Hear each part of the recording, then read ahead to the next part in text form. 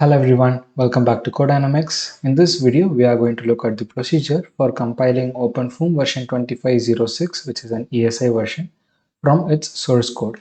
The reason why I'm making this video is because whenever we generally install our OpenFOAM, what we would do is like we will open our WSL terminal and then we'll go to this site and then we will copy paste the commands one by one and we would just install. But now for a few weeks at the time of this recording, we are getting this error, so we are not able to install. So the error is coming because if you go to this website, it says OpenFOAM's account is suspended. Because of that, we are not able to download the precompiled binaries. So since we are not able to download the precompiled binaries, we have to compile it on our own. Now in this video, we are going to look at just that. So we will be downloading the source code and then we will compile it from its source. Okay, to get started with that, you should first have a working WSL and then you go to Google and then search for SourceForge OpenFOAM version 2506 and then you would get this site. So once you have this site, just click on this one and this one. It would download the source code, which is the version 2506 and the third party of version 2506. So both will get downloaded, but I have already downloaded that. So I will continue with the procedure. So select both of them and then go to your terminal, type cd and enter so that you can be on the home page. Then go to explorer.exe space dot. Okay, then you will get this window. So don't miss this space dot, it's mandatory. So just paste those two files here. If you refresh, you might be seeing this zone identifier files. We don't need it, so you can just delete it. Now if you go to your terminal and type ls, you will be able to see both the files, but these are compressed files. So we have to extract it. To extract, we can use this command tar space hyphen xvzf and then type openfoam. So we are extracting the first file, then press enter and it would just extract it. Okay, now we have extracted it. For the second file, which is the third party, do the same thing, tar-xvzf third party, and that would also extract it. So if you go here and hit refresh, you'll be able to see that both the folders are present now. Now we have to compile both of them, OpenFOAM and third party. Now this third party is actually optional. It's not like mandatory, but if you want those third party software like the Scotch decomposition, and if you want PetSE, if you want your ParaView, the VTK and everything, then it is like advisable to install the third party as well. Okay, now to get started with the procedure, first you have to go inside the OpenFOAM folder and then type source etc/bashrc, press enter, then you should get this error warning. Okay, now what we are going to do is like type /allwmake -j, press enter and then leave it. So it would say that these are errors, but if it's not stopping, just press Ctrl+C and stop the process. Now to get the compilation started, first we have to have the dependencies done properly. For that, we have to install all the dependencies. So first sudo apt update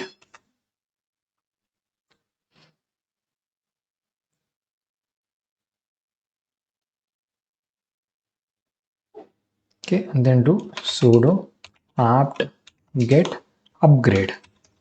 Press enter, just press Y and enter, so it would download all the necessary packages and it would install it. Now if you again do allwmake -j and stop the process, now we are ready to install all of these. So what we have to do is sudo apt get, then first we have to get the build essential. Okay, then we have to type gcc clang, then make cmake m4 and flex. But apart from this, we also need two more things.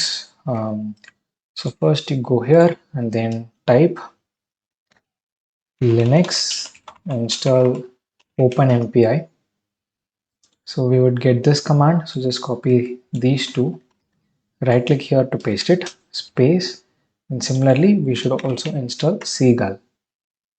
That's Seagull. Okay, just copy this, paste it here. Now press enter. Okay, sudo apt get install. I must install. Okay, press enter. Press Y and enter. Now this would take a bit of time depending on your internet speed. Just give it some time and the process will be over. I'll get back to you once the process is over.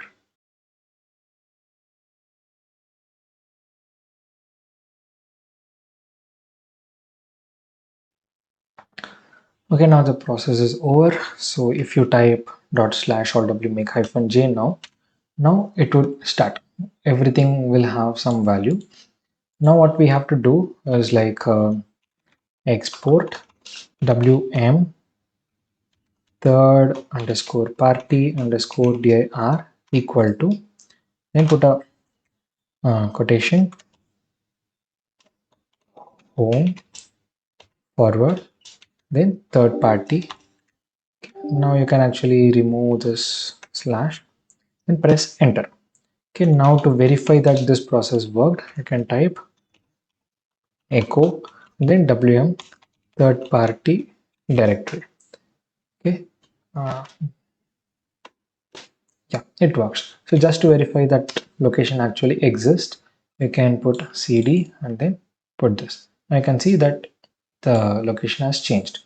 Now we can go back to home and then enter our OpenFOAM folder. Okay. Now we have to do /allw make -j. So this -j will enable all the cores in your processor. Like if you open your task manager and go to your CPU, you will be able to see list of cores and logical processors. This -j will enable the compilation process in parallel. So it would fasten up the process. Then you have to put -k. So these two are flags, and this flag -k will mention keep going. So if it faces any minor error in between, it would just skip that and go to the next process, and mostly it would just work fine. There is also one more thing called -s to keep the compilation silent, but I don't prefer it, so I'll just do allw make -j-k. Okay, now this would first start compiling the third party, as you can see. So first it's building the MPI, which is part of the third party, and this would just keep going. Okay, now this will take a lot of time depending on your system configuration. In general, it would take anywhere between 1.5 to 2 hours, or even more or less depending on the processor and RAM that you have. And if you're on a gaming laptop, I would suggest put it in turbo mode and leave it, and don't use your laptop while this is happening. Now, by any chance, if you unknowingly close the terminal, or if it stopped, like interrupt, just do this allw make -j-k again, then it would restart. So it won't restart from the start, it would actually resume. So this process will take a lot of time. So give it some time, and once the process is over, I'll get back to you. After the compilation, you will be able to see a window like this. It will say finished compile of visualization with OpenFOAM 2506, GCC system compiler and everything. So once this is done, our OpenFOAM is basically compiled. Now to make it work, we have to do certain things. Like for example, if I do block mesh -help, it works, and it is because we have our sources done properly. Now if I close this WSL and then come back to it, and then if I again type blockmesh -help, it will not be able to recognize. It is because we have not sourced our bash RC properly. So go to your home again by typing cd and enter, and then type, okay, my explorer is already open, otherwise you have to type explorer.exe space dot, and that would open this location. So go to this bash RC, and then don't change anything, be very careful. Go to the last line and add one more line. You have to add the source. So the source of this is like source dollar home slash, then you have to put this OpenFOAM v2506 slash Then you have to put etc slash bash rc. So save this and then now close your WSL with Control D, load it back. It should not throw any error. Okay, now if I go to my home and type echo $wm project directory, it should say the same location like the home, OpenFOAM and everything. So this has to be there. Now if I type blockmesh-help, we'll be able to see. Even if I close my WSL, open it back, and then I do blockmesh-help, I'll be able to see. If I do simpleform-help, I'll be able to see. So this is how we verify our installation is done properly. So just to verify it in one more method, you can go inside tutorials, incompressible, icofoam, cavity. Okay, now I will do my all run directly. So dot slash all run. It ran properly. Okay, now if I go here, go inside tutorials, incompressible icofoam cavity. So you can see that my case is run. So we can do cd cavity. Okay, now touch space para.foam. Okay, I can open it in my para view. Click on apply. Yeah, so I can choose this and create point data. Yeah, I go to velocity. Yes, now our OpenFOAM is working.